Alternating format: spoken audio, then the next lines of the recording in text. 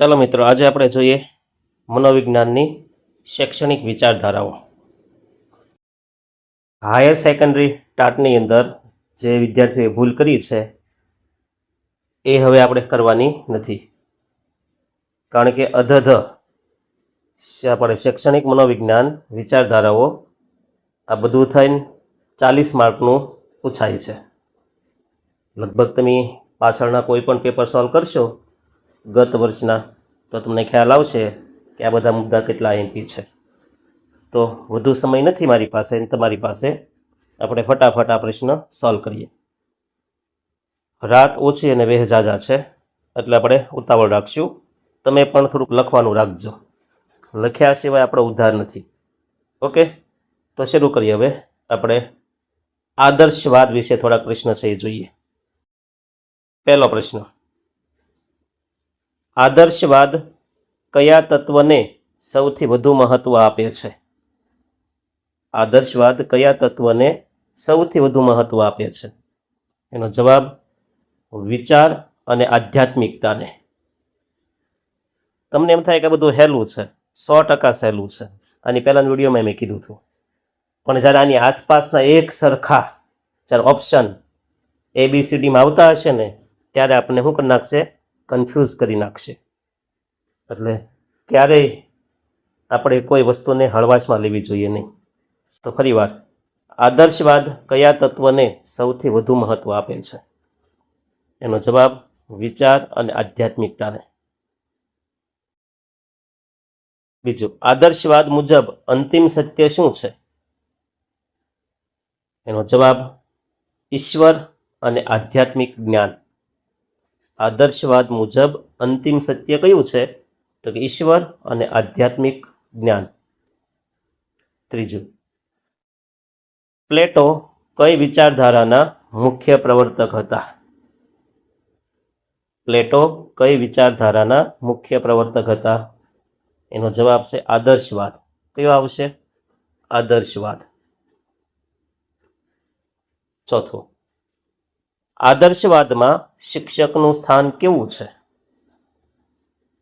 આદર્શવાદમાં શિક્ષકનું સ્થાન કેવું છે? યાદ રાખજો, સર્વોપરી અને માર્ગદર્શક તરીકેનું છે. આદર્શવાદમાં શિક્ષકનું સ્થાન કેવું છે? તો સર્વોપરી અને માર્ગદર્શક તરીકેનું છે. સત્યમ શિવમ સુંદરમ એ કઈ વિચારધારાનું સૂત્ર છે? પ્રશ્ન પૂછી શકે હો મિત્રો, યાદ રાખજો. સત્યમ શિવમ સુંદરમ એ કઈ વિચારધારાનું સૂત્ર છે? તેનો જવાબ છે આદર્શવાદ. આદર્શવાદ કયા પ્રકારની શિસ્તનો આગ્રહ રાખે છે? તો જવાબ છે આત્મશિસ્ત અને કડક શિસ્ત. પોતાની જાતે શિસ્તમાં રહેવાનું અને કડકમાં કડક શિસ્તમાં એ માને છે. સાતમું, આદર્શવાદ મુજબ શિક્ષણનો મુખ્ય ઉદ્દેશ્ય શું છે? તો આદર્શવાદ મુજબ શિક્ષણનો મુખ્ય ઉદ્દેશ્ય છે આત્મ સાક્ષાત્કાર, સેલ્ફ રિયલાઇઝેશન. શિક્ષણનો મુખ્ય ઉદ્દેશ્ય આદર્શવાદ પ્રમાણે કયો છે? આત્મ સાક્ષાત્કાર. આપણે એક ગુજરાતી ગીત છે ને કે આત્માને ઓળખ્યા વિના રે લખ 84 નહીં રે મળે. આત્માને ઓળખશો નહીં ત્યાં સુધી 84 લાખ ફેરામાંથી આપને મુક્તિ મળવાની નથી, અને એમાંથી મુક્તિ મળશે તો મોક્ષ કહેવાશે. અને તો જ શક્ય છે મોક્ષ, જો આત્મ સાક્ષાત્કાર થાય. આગળ જોઈએ, ફ્રોબેલ અને પેસ્ટાલોજી કઈ વિચારધારા સાથે જોડાયેલા છે? તો જવાબ છે આદર્શવાદ. જો આ નામ, કારણ કે બધા વિચારધારાની અંદર 2-3 નામ આપેલા છે, એટલે આપણે એક એક વિચારધારાના આ જે પ્રશ્ન બન્યા ને એ એક મુદ્દા લખશો ને એટલે 10 મુદ્દા તો કમ્પ્લીટ થશે એક વિચારધારાના, આરામથી યાદ રહી જશે. તો ફ્રોબેલ અને પેસ્ટોલોજી કઈ વિચારધારા સાથે જોડાયેલા છે? તો જવાબ આદર્શવાદ સાથે. આદર્શવાદમાં કઈ શિક્ષણ પદ્ધતિને મહત્વ અપાયું છે? એનો જવાબ પ્રશ્નોત્તરી અને વ્યાખ્યાન પદ્ધતિ. આદર્શવાદમાં કઈ શિક્ષણ પદ્ધતિને મહત્વ અપાયું છે? તો જવાબ પ્રશ્નોત્તરી અને વ્યાખ્યાન પદ્ધતિ. આદર્શવાદ ભૌતિક જગત કરતાં કયા જગતને શ્રેષ્ઠ માને છે? આદર્શવાદ ભૌતિક જગત કરતાં કયા જગતને શ્રેષ્ઠ માને છે? એનો જવાબ આધ્યાત્મિક જગતને. કયા? આધ્યાત્મિક જગતને. અહીંયા 10 પ્રશ્ન આપણે આદર્શવાદના પૂરા કર્યા. જો 10 પ્રશ્ન તમે આદર્શવાદ નીચે લખી નાખશો ને જવાબ, એટલે કે આખું ટૂંકનોંધ પૂરી થઈ જશે. હવે પ્રકૃતિવાદના આપણે પ્રશ્ન જોઈએ. નેચરલિઝમ, નેચર એટલે કુદરત. પ્રકૃતિવાદના મુખ્ય પ્રણેતા કોણ છે? તો આવશે રૂસો. કોણ આવશે? રૂસો. પ્રકૃતિ તરફ પાછા વળો એ કઈ વિચારધારાનું સૂત્ર છે? પ્રકૃતિ તરફ પાછા વળો, બેક ટુ નેચર, એ કઈ વિચારધારાનું સૂત્ર છે? એનો જવાબ છે પ્રકૃતિવાદ. શું આવશે? પ્રકૃતિવાદ. એક વચ્ચે ડિસ્ટર્બ કરું તમને. એક આપણા ગુજરાતી સમાજ સુધારકે એક વાક્ય આપેલું છે કે વેદો તરફ પાછા વળો. જો આમાં શું લખ્યું? પ્રકૃતિ તરફ પાછા વળો. પણ ગુજરાતી સમાજ સુધારકે એવું કહ્યું છે કે વેદો તરફ પાછા વળો. આ કોણે કીધું એ મને જરા કોમેન્ટ કરજો, તો હું માનીશ કે ના ના તમે ગુજરાતને અને જીકેને તમે માનો છો. તો હવે અહીંયા આપણે આવી જઈએ વર્તમાનમાં. પ્રકૃતિ તરફ પાછા વળો એ કઈ વિચારધારાનું સૂત્ર છે? તો જવાબ છે પ્રકૃતિવાદ. કઈ આવશે? પ્રકૃતિવાદ. 13મું. પ્રકૃતિવાદમાં બાળકનું સ્થાન કેવું છે? તો જવાબ કેન્દ્ર સ્થાને છે, બાલ કેન્દ્રી છે. પ્રકૃતિવાદમાં બાળકનું સ્થાન કેવું છે? તો કે મુખ્ય છે, કેન્દ્ર સ્થાને છે. કઈ વિચારધારા પુસ્તકીય જ્ઞાનનો સખત વિરોધ કરે છે? પુસ્તકીય જ્ઞાનનો વિરોધ કરતી હોય વિચારધારા કઈ? તો જવાબ આવશે પ્રકૃતિવાદ. 15. પ્રકૃતિવાદ મુજબ શિક્ષકનું કાર્ય શું છે? ખાસ યાદ રાખજો કે પ્રકૃતિવાદમાં શિક્ષકનું કાર્ય ભણાવવાનું નથી, પણ એક ઓબ્ઝર્વર, નિરીક્ષક તરીકેનું છે. કેવું છે? માત્ર માત્ર એક નિરીક્ષક છે. 16મું. નિષેધાત્મક શિક્ષણનો ખ્યાલ કોણે આપ્યો? નેગેટિવ એજ્યુકેશનનો ખ્યાલ કોણે આપ્યો? તો જવાબ છે રૂસો. પ્રકૃતિવાદ કયા પ્રકારની શિસ્તમાં માને છે? પ્રકૃતિવાદ કયા પ્રકારની શિસ્તમાં માને છે? તો જવાબ છે મુક્ત શિસ્તમાં માને છે.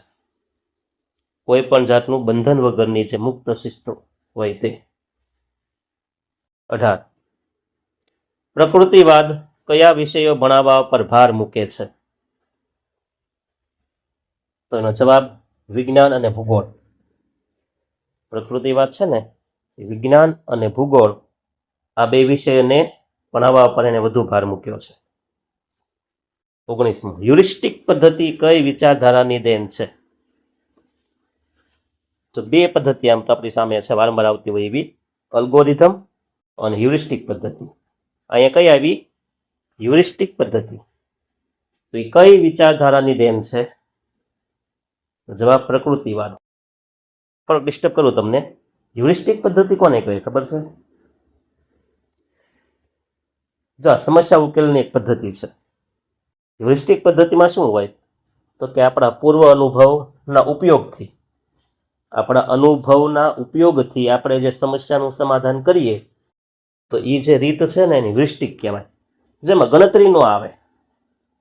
બરાબર ને? જો તમે ગણતરી દ્વારા સમસ્યાનું સમાધાન લાવો ને તો એ શું છે? એ છે અલ્ગોરિધમ પદ્ધતિ. જેમ કે હવે 3 મેએ ટાટ સેકન્ડરીની એક્ઝામ છે, આપણી પાસે હવે માત્ર 15 દિવસ રહ્યા છે. તે 15 દિવસમાં 5 દિવસ આપણે ઇંગ્લિશને આપશું, 5 દિવસ ગુજરાતીને આપશું, 5 દિવસ છે આપણે આ મનોવિજ્ઞાનને આપશું. જો આમ તમે ગણતરી કરો ને તો એ ટાટની પરીક્ષાની સમસ્યા માટે આપણે ગણતરી કરીએ એટલે એને શું કહેવાય? અલ્ગોરિધમ પદ્ધતિ કહેવાય.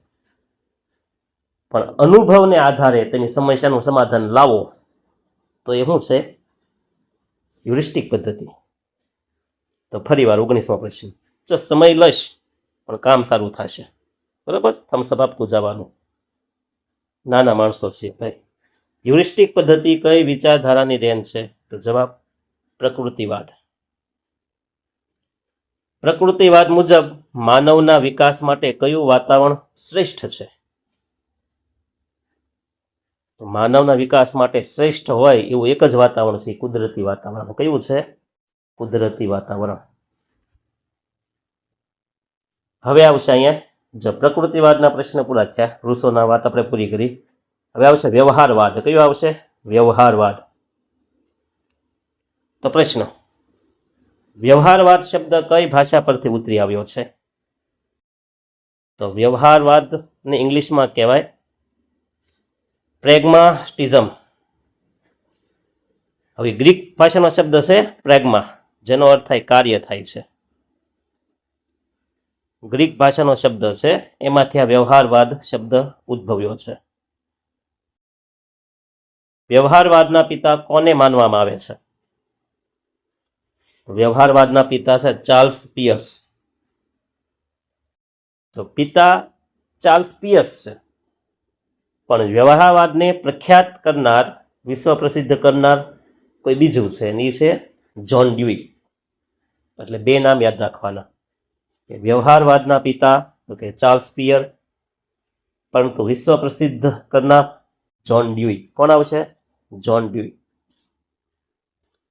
શિક્ષણ એ જીવનની તૈયારી નથી, પણ શિક્ષણ પોતે જ જીવન છે. આ કોનું વિધાન છે? બહુ ખરી વાત કરી નાખી ભાઈ, કે શિક્ષણ એ જીવનની તૈયારી નથી, પણ શિક્ષણ પોતે જ જીવન છે. આ કોણે કહ્યું? એનો જવાબ છે જ્હોન ડ્યુઈ. કોણે કહ્યું? જ્હોન ડ્યુઈ. 24મું. વ્યવહારવાદ કયા મૂલ્યોમાં માને છે? તો જવાબ પરિવર્તનશીલ મૂલ્યોમાં માને છે. વ્યવહારવાદ કયા મૂલ્યોમાં માને છે? તો પરિવર્તનશીલ મૂલ્યોમાં, સમય મુજબ બદલાતા મૂલ્યોમાં એ માને છે. 25. પ્રોજેક્ટ પદ્ધતિ કઈ વિચારધારાના પાયા પર રચાયેલી છે? પ્રોજેક્ટ પદ્ધતિ જે કાર્ય કરે છે ને કઈ વિચારધારાની છે? જવાબ વ્યવહારવાદ. 26. વ્યવહારવાદ શિક્ષણમાં કોને સૌથી વધુ મહત્વ આપે છે? વ્યવહારવાદ શિક્ષણમાં કોને સૌથી વધુ મહત્વ આપે છે? એનો જવાબ છે ઉપયોગિતા અને અનુભવવાદને. અનુભવને. વ્યવહારવાદ છે ને શિક્ષણમાં કોને સૌથી મહત્વ આપે છે? તો ઉપયોગિતા અને અનુભવને મહત્વ આપે છે. 27. લર્નિંગ બાય ડુઈંગ એટલે કે ક્રિયા દ્વારા શિક્ષણ કઈ વિચારધારાનો મુખ્ય મંત્ર છે? તો જવાબ વ્યવહારવાદનો છે. કોનો છે? વ્યવહારવાદ. અને એમાં જ્હોન ડ્યુઈનું નામ જોડાયેલું છે. અને લર્નિંગ બાય ડુઈંગનો સંપૂર્ણ મેં 15 થી 20 મિનિટનો એક લેક્ચર યુટ્યુબમાં મૂકેલો છે, જોઈ લેજો એટલે તમને ખ્યાલ આવે. તો ફરી વાર, લર્નિંગ બાય ડુઈંગ એટલે ક્રિયા દ્વારા શિક્ષણ કઈ વિચારધારાનો મુખ્ય મંત્ર છે? તો જવાબ વ્યવહારવાદ. 28. વ્યવહારવાદમાં લોકશાહી મૂલ્યોનું શું મહત્વ છે? તો જવાબ તે લોકશાહી જીવનશૈલીના શિક્ષણ પર ભાર મૂકે છે. વ્યવહારવાદમાં લોકશાહી મૂલ્યોનું શું મહત્વ છે? તો કે તે લોકશાહી જીવનશૈલીના શિક્ષણ પર ભાર મૂકે છે. જો લોકશાહી જીવનશૈલી એટલે કેવી? તો કે બાળકો મુક્ત રીતે ક્લાસમાં પ્રશ્ન પૂછી શકે એવું જે વાતાવરણ છે ને, નિર્ભય નિખાલસ રીતે પ્રશ્ન પૂછી શકે એવું જે વાતાવરણ છે ને, લોકશાહી વાતાવરણ કહેવાય. 29. વ્યવહારવાદ મુજબ અભ્યાસક્રમ કેવો હોવો જોઈએ? તો એમનો પણ જવાબ યથાયોગ્ય જ છે, કે પરિવર્તનશીલ અને બાળકની જરૂરિયાત મુજબનો હોવો જોઈએ. જેમ કે અત્યારે એઆઈનો જમાનો છે, તો તો હવે કોર્સ બદલાવવો જોઈએ અને એઆઈના મુદ્દા આપણે મૂકવા જોઈએ જરૂરિયાત મુજબ. વિલિયમ જેમ્સ કઈ વિચારધારાના પ્રખર હિમાયતી હતા? તો જવાબ છે વ્યવહારવાદ.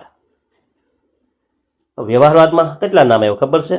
તો કે 3 નામ આવ્યા. જુઓ, એક અહીંયા વિલિયમ જેમ્સ આવ્યું, પછી આપણે જોઈએ જ્હોન ડ્યુઈ, અને 22મો પ્રશ્ન જુઓ કે વ્યવહારવાદના પિતા કોણ છે? ચાર્લ્સ પિયર અને જ્હોન ડ્યુઈ. 3 નામ થયા. કેટલા થયા? 3 નામ. અહીંયા વ્યવહારવાદ આપણે પૂરો કરીએ. હવે આવશે યથાર્થવાદ. કયો આવશે? યથાર્થવાદ, રિયાલિઝમ. રિયાલિટી ઉપરથી બનેલો શબ્દ છે. યથાર્થવાદના જનક કોણ છે? તો યથાર્થવાદના જનક છે એરિસ્ટોટલ. 32મો, યથાર્થવાદ કઈ બાબતને સત્ય માને છે? યથાર્થવાદ એવું કહે છે જે સામે દેખાય અને પ્રત્યક્ષ અનુભવ થાય એ સત્ય, બાકી બધું ખોટું. ભૂત, પ્રેત, આત્મા, ઈશ્વર જે કાંઈ હોય તે, કારણ કે દેખાતું નથી તો એને સત્ય માનતા નથી. યથાર્થવાદ એવું કહે છે. યથાર્થ એટલે સત્ય, રિયલ. તો યથાર્થવાદ કઈ બાબતને સત્ય માને છે? તો જે આંખ સામે દેખાય છે અને પ્રત્યક્ષ અનુભવી શકાય તેને જ એ સત્ય માને છે.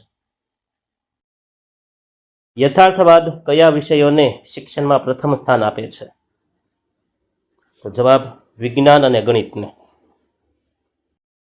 તો પ્રશ્ન પૂછી શકે ને કે વિજ્ઞાન અને ગણિતને મહત્વ આપતી વિચારધારા કઈ? ઓપ્શન પાછા અટપટા મૂકી દીધા તો હલવાણી માતા ગરબે રમે, બીજું કાંઈ નહીં. આમાં બીજું કાંઈ ન હોય. પછી આપણે તુક્કા જ લગાડવાના.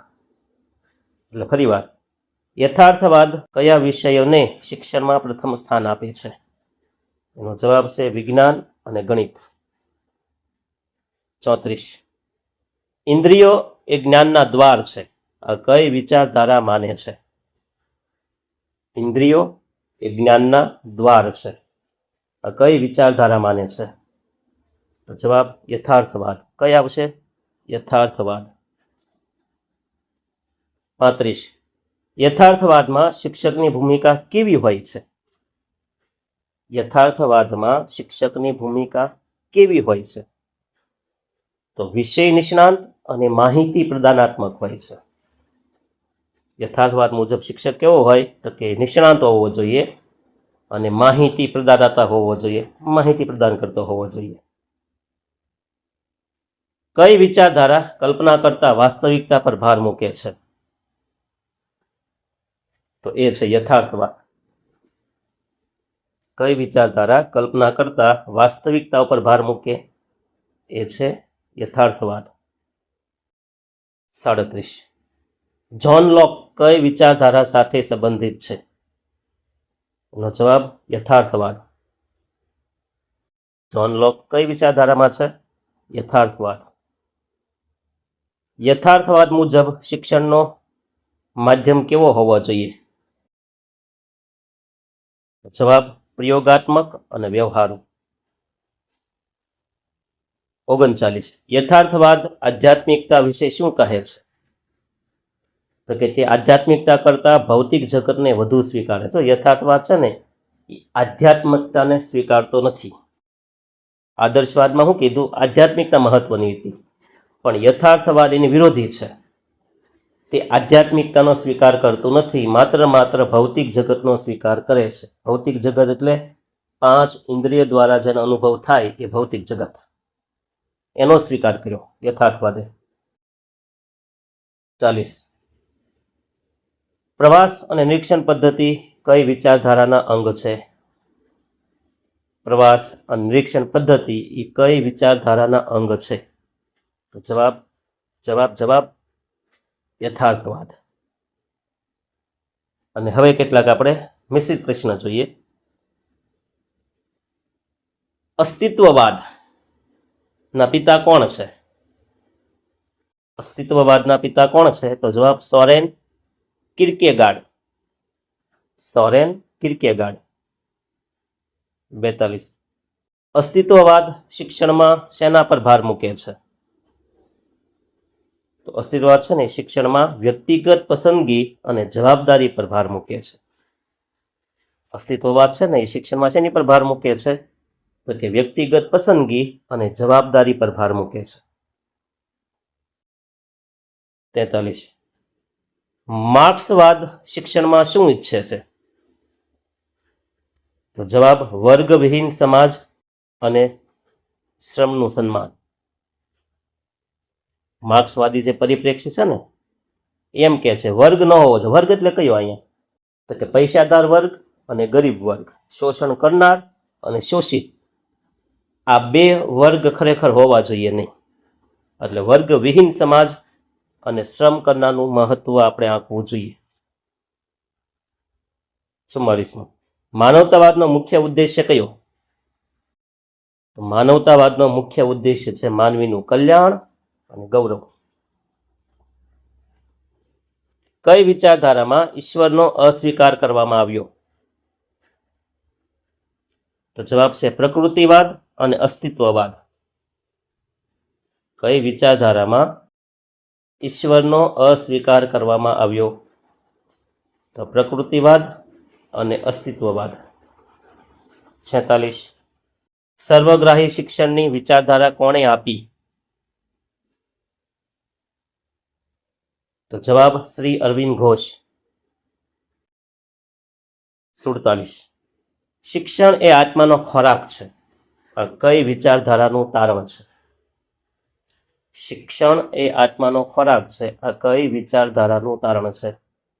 તો જવાબ છે આદર્શવાદ. શિક્ષણ એ આત્માનો ખોરાક છે, આવું કોણે કીધું? તો કે આદર્શવાદ. 48. પ્રયોગાત્મક વિદ્યાલયની સ્થાપના કોણે કરી? પ્રયોગાત્મક લેબોરેટરી સ્કૂલ, પ્રયોગાત્મક વિદ્યાલયની સ્થાપના કરી છે જ્હોન ડ્યુઈ. પ્રયોગાત્મક વિદ્યાલયની સ્થાપના કોણે કરી? જ્હોન ડ્યુઈ. કઈ વિચારધારા શિસ્ત માટે પુરસ્કાર અને દંડનો નકારે છે? કઈ વિચારધારા એવું કહે છે પુરસ્કાર નહીં આપવાનો, સજા એટલે દંડ પણ નહીં આપવાનો, ના પાડી? તો એ છે પ્રકૃતિવાદ. કોણ આવશે? પ્રકૃતિવાદ. અને લાસ્ટ 50મો પ્રશ્ન. શિક્ષણ દ્વારા સામાજિક પરિવર્તન આપવું જોઈએ, આ કઈ વિચારધારાનો મત છે? તો વ્યવહારવાદ. શિક્ષણ દ્વારા સામાજિક પરિવર્તન આવવું જોઈએ, આ કઈ વિચારધારાનો મત છે? તો વ્યવહારવાદ. નમ્ર અપીલ, કડી બંધ ન કરતા. વિડીયો ગમ્યો હોય તો સબસ્ક્રાઈબ કરી દેજો. બરાબર? લોકો ગામને ગુમરાહ કરીને પણ સબસ્ક્રાઈબ માગતા હોય છે ને આપણે આપતા હોઈએ છીએ, તો આ તો મારું એક નેક કામ છે, સારું કામ છે. એટલે એક લાઈક બનતી છે. અને જો તમને ઉપયોગી લાગે માહિતી તો આ વિડીયો આગળ મોકલજો. બરાબર છે? સારી વસ્તુ આગળ મોકલવામાં કંઈ વાંધો નહીં. બરાબર? એ અચ્છી બાત છે, અચ્છે બચ્ચે જીદ નહીં કરતે. સારું, તારે મારા તરફથી બધાને આશીર્વાદ, આશીર્વચન, ઘણી બધી શુભકામનાઓ કે જલ્દીથી તમે તમારા ગોલ, તમારા લક્ષ્ય સુધી તમે પહોંચી જાઓ અને તમારા પરિવારનું તમે ગૌરવ બનો. અસ્તુ. જય હિન્દ, જય ભારત.